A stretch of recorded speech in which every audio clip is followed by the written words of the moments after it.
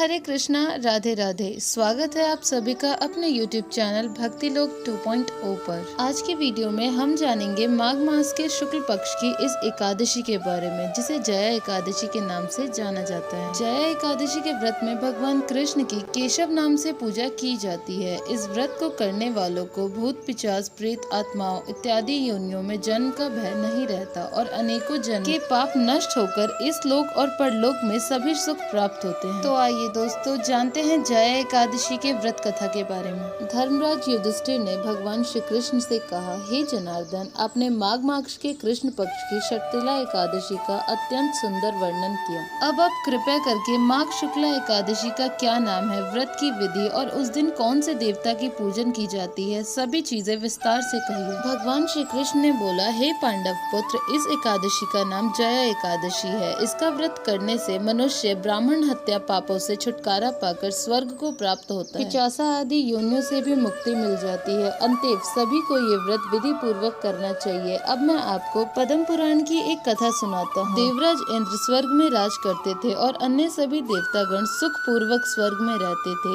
एक समय इंद्र अपने नंदन वन में अप्सराओं के साथ क्रीड़ा कर रहे थे और गंधर्व गान कर रहे थे। उन गंधर्वों में प्रसिद्ध पुष्पदत्त और उनकी कन्या पुष्पावती और चित्रसेन तथा उनकी स्त्री मलिन भी थी। मलिन के पुत्र पुष्पवान और उनका पुत्र माल्यवान भी उपस्थित थे। उस समय पुष्पवती माल्यवान को देखकर मोहित हो गई और कामवाणों में चलायमान होने लगी। उनके रूप, सौंदर्य, हाव भाव आदि द्वारा माल्यवान को वश में कर लिया। पुष्पवती की सुंदरता को देख के माल्यवान भी उन पर मोहित हो गए। ये दोनों कामदेव के वश में हो गए थे, परंतु इंद्र के बुलाने पर नृत्य और गायन के लिए आना ही पड़ा। उन्होंने अप्सराओं के साथ गाना शुरू किया, परंतु कामदेव के प्रभाव से उनका मन ना लगा और अशुद्ध गायन करने लगे। इसकी भाव भंगिता को देखकर इंद्र ने इनके प्रेम को समझ लिया और इसमें अपना अपमान समझकर उन दोनों को श्राप दे दिया कि तुम मृत्यु लोक में जाकर पिशाच का रूप धारण करो और अपने कर्मों का फल भोगो। इंद्र का श्राप सुनकर ये दोनों अत्यंत दुखी हुए और हिमाचल पर्वत पर पिशाच बनकर अपना जीवन व्यतीत करने लगे। रात दिन में उन्हें एक क्षण की निंद्रा नहीं आती थी। उस स्थान पर अत्यंत सर्दी थी। उनकी दांत सर्दियों से कटकटा रहे थे। एक दिन पिशाच ने अपने स्त्री से कहा, ना मालूम हमने पिछले जन्म में ऐसे कौन से पाप किए कि हमें इस जन्म में इतनी दुखदायी ये पिशाच योनि प्राप्त हुई। देवयोग से एक दिन माघ मास के शुक्ल पक्ष की जया नाम की एकादशी आई। उस दिन इन दोनों ने कुछ भी भोजन नहीं किया था और ना ही कोई पाप कर्म ही किए। वे दोनों अत्यंत दुखी मन से पीपल के वृक्ष के नीचे बैठे रहे। जब सूर्य नारायण अस्ताचल को चले गए तब रात्रि भर इन दोनों को सर्दी के कारण निंद्रा भी नहीं आई। दूसरे दिन प्रातः काल होते ही इस व्रत और रात्रि जागरण के प्रभाव से इनकी पिशाच देह छूट गई और अत्यंत सुंदर वस्त्रों और आभूषणों से अलंकृत होकर दोनों ने स्वर्ग लोक को प्रस्थान किया। उस समय आकाश में देवगण और गंधर्व उनकी स्तुति और पुष्प वर्षा करने लगे। स्वर्ग में जाकर उन दोनों ने देवराज इंद्र को प्रणाम किया।